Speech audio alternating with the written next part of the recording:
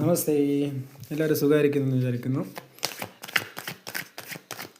എൻ്റെ വീഡിയോ ഇഷ്ടപ്പെട്ടാൽ ലൈക്ക് ചെയ്യുക, കമൻറ്റ് ചെയ്യുക, സബ്സ്ക്രൈബ് ചെയ്യുക.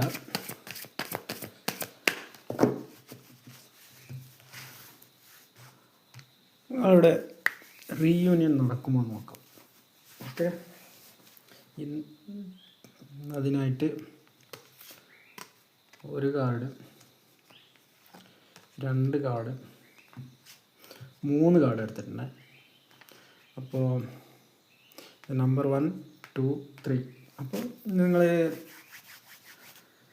പേഴ്സണിനെ മനസ്സിലാക്കുക, അവരെ പറ്റിയിട്ട് ഓർക്കുക, എന്നിട്ട് കാർഡ് സെലക്ട് ചെയ്യുക. 1, 2, 3. അപ്പോൾ കാർഡ് നമ്പർ 1 സെലക്ട് ചെയ്തവർക്ക് എന്താണ് വന്നിട്ടുള്ളതെന്ന് നോക്കാം. നിങ്ങളുടെ റീയൂണിയനിന് സാധ്യതയുണ്ടെന്നാണ് കാണിക്കുന്നത്. പുതിയ തുടക്കം കാണാൻ, പഴയ ഫീലിങ്സ് എല്ലാം മറന്ന് പുതിയ പ്രണയം എല്ലാം സംഭവിക്കുന്നതായിട്ട് പറയുന്നുണ്ട്.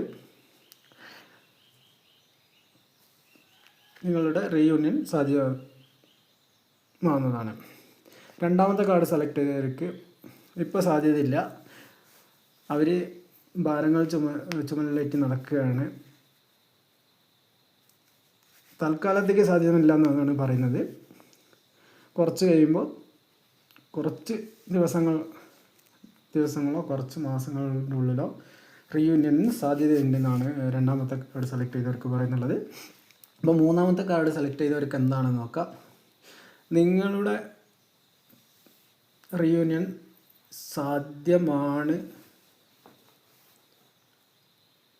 സാധ്യത കൂടുതലുണ്ടെന്നാണ് കാണിക്കുന്നത്. അവരിപ്പോൾ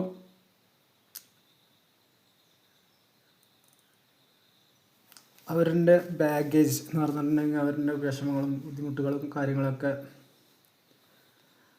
അതിനെ റിലീസ് ചെയ്തിട്ട് നിങ്ങളിലേക്ക് വരാൻ ഉള്ള ശ്രമങ്ങൾ നടത്തുകയാണ് എന്നാണ് മൂന്നാമത്തെ കാർഡ് പറയുന്നത്. അപ്പോൾ എൻ്റെ റീഡിങ് ഇഷ്ടപ്പെട്ടാൽ ലൈക്ക് ചെയ്യുക, സബ്സ്ക്രൈബ് ചെയ്യുക, സപ്പോർട്ട് ചെയ്യുക.